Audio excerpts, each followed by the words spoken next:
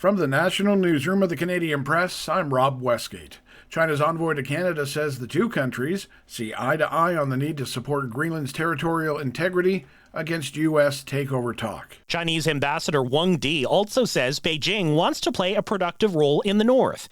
He says Canada wants to support efforts to fight climate change and that the state of the Arctic concerns the entire planet.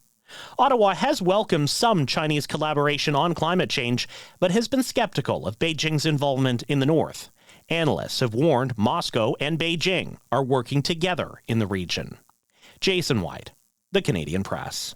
The leader of the official opposition is holding out a hand ahead of Monday's return to Parliament. Pierre Poilievre says he and his Conservatives are ready to help Prime Minister Mark Carney achieve their shared goals, namely securing big trade deals, bringing the price of groceries down, correcting the country's bail system, and getting major projects the thumbs up they need.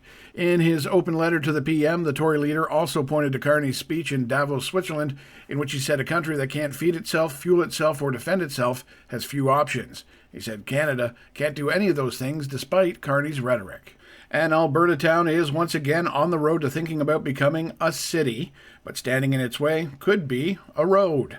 Officials in Sylvan Lake, south of Edmonton, have asked staff to write a report on possible next steps. However, Mayor Megan Hansen says, while it's not that big of a deal, there is the added responsibility for maintaining a highway that goes in and out of the region, something the province currently covers. The highway would really be the biggest one for me. Highway 20 passes right through our community, and the province has pretty substantial expansion plans over the next 10 or so years.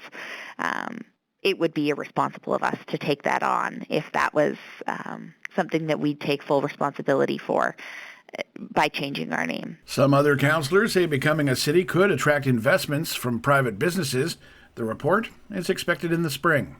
Now over to the East Coast, where a New Brunswick police force is alerting the public about a series of sexual offenses at a senior care facility in the province. The St. John Police Force says it received a complaint earlier this week, and following a probe, multiple victims and a suspect were identified. Investigators are not naming the facility presently, but care center officials say the affected families have been contacted. Family members with questions are being asked to call police. And finally, overseas, a pre-dawn landslide triggered by torrential rains in Java has killed at least 8 people, with officials saying at least 82 remain missing. Rescuers are struggling through the deep mud left behind on Indonesia's main island in a desperate search for any survivors. Days of torrential rains have caused rivers to burst their banks, with mud, rocks, and trees tumbling down mountainside hamlets, burying some 34 houses. This is the Canadian Press.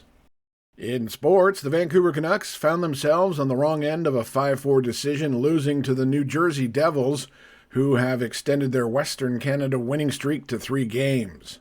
Earlier, Mark Stone had 2 goals and an assist as the Vegas Golden Knights topped the Maple Leafs 6-3 in Mitch Marner's emotional return to Toronto. For those keeping track, Marner, who played 9 seasons with the Leafs, was booed every time he touched the puck. And finally, the Washington Capitals snuffed out the Calgary Flames by a final score of 3-1.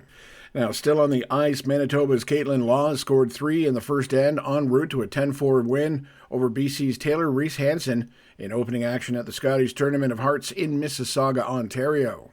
And finally, over in the NBA, the Toronto Raptors beat the Portland Trailblazers 110-98, the Raps leading by as many as 13 and dominating most of the game despite being outscored from the three-point line and losing the turnover battle. From the Canadian Press, I'm Rob Westgate.